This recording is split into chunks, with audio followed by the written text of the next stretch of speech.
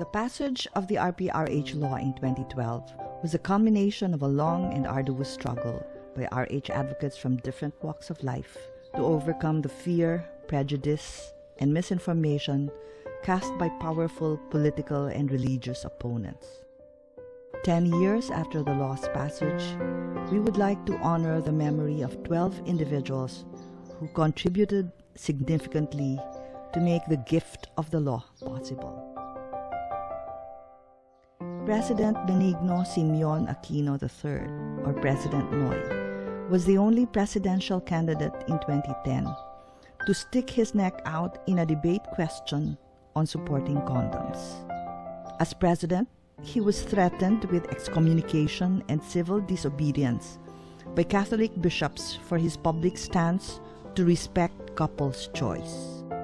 His firmness, inspiration, and efforts to convince legislators to support the RH bill was pivotal in the passage of the law.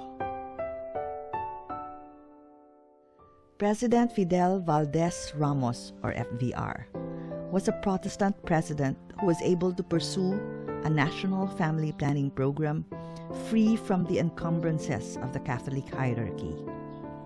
As one of the eminent persons of the Forum for Family Planning and Development, he actively wrote and spoke in public and on media. He would tirelessly make public appearances to engender support for the RH bill.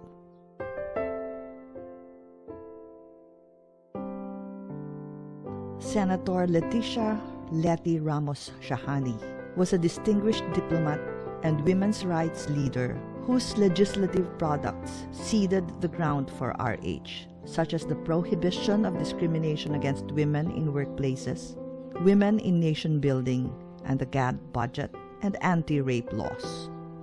Her Bill on Population and Development in 1994 was the forerunner of the RPRH law. As one of the eminent women for RH, she once said in jest, "Perhaps we should die in before Congress so they will pay attention to the bill." Senator Miriam Defensor Santiago, or MDS, was one of the first woman senators to support the RH bill and used her degree in theology to expound an alternative Catholic view of contraception. She talked about the primacy of conscience and liberation theology and condemned the denial of RH services as cruelty to the poor. She was a rock star crowd drawer in schools and universities and frequently interspersed her pointed critiques on RH with witty pick-up jokes. Representative Henadina Dina Razon Abad was one of the low-profile authors of the RH bill who worked effectively and efficiently behind the scenes to generate support in the cabinet and Congress, where she was deputy speaker from 2013 to 2016. In his eulogy for Representative Dina in 2017, President Noy Aquino acknowledged that her strong ethics and fierce advocacy on issues around gender sensitivity, including RH, influenced many people in the Liberal Party, including himself. Director Tomas M. Osias was the longest-serving executive director of the Population Commission and the only one to come from the ranks. Director Tam helped bridge the gap between advocates of RH and advocates of population and development by his strong support for reproductive rights, particularly of young people.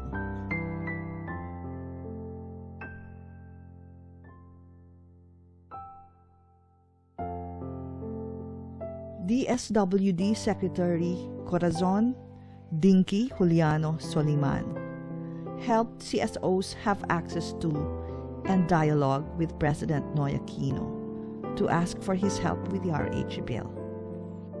Sec Dinky was instrumental in integrating family planning counseling among the conditions of the 4 Ps of DSWD.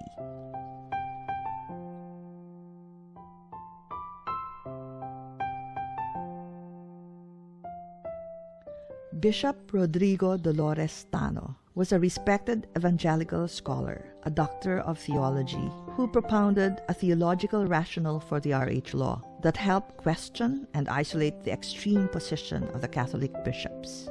As chair of the Interfaith Partnership for the Promotion of Responsible Parenthood, or IPPRP, he helped unite different Christian churches to support the RH bill and link RH advocates with faith groups. IPPRP later developed modules and established faith-based adolescent and youth groups and programs. Professor Josefina Josie Valera Cabigon was an outstanding researcher of the UP Population Institute who helped strengthen policymakers' grasp of the population and poverty rationale of the RH bill. She was a tireless resource person in discussions over radio and TV and in congressional hearings. She was also a down-to-earth, fun-loving person whose distinctive voice and laughter perked people during the dreary days of the campaign. Dr. Eden R. de Vinagracia was the funky, gregarious, and fun executive director of the Philippine NGO Council on Population, Health, and Welfare, or PNGOC. Eden was one of the feisty women pioneers of the Reproductive Health Advocacy Network, or RHAN, which helped galvanize RH bill support among CSOs and other stakeholders nationwide. Eden also organized the Asia-Pacific Conference on Sexual and Reproductive Health and Rights, the biennial gathering of SRHR advocates in the region.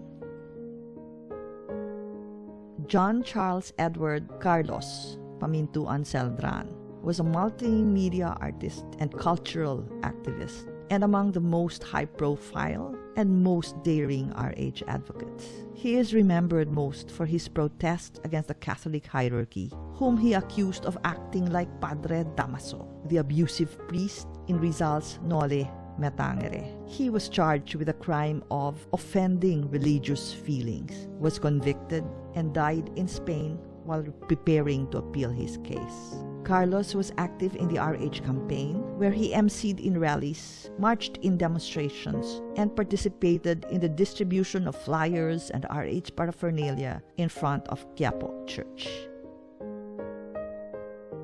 DOH Secretary Alberto Quasi del Gallego Romualdez Jr. was a visionary health secretary who later became president of Friendly Care Foundation, a private family planning NGO.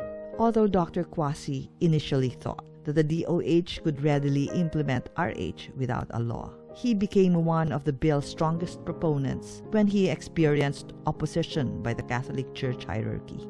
As president of Catholics for RH, he opposed COMELEC's decision to allow a pro-life party list group's election run. He debated the lead opponents of the RH bill and wrote many columns in Malaya, including one titled The Taliban in Rome. As a member of the legislative technical panels for the RH bill, he would travel long distances to support the authors during the lengthy debates. We thank all of them for their various contributions and the camaraderie during the long, dark nights of the struggle. To continue the work for sexual and reproductive health and rights is to keep their memory alive.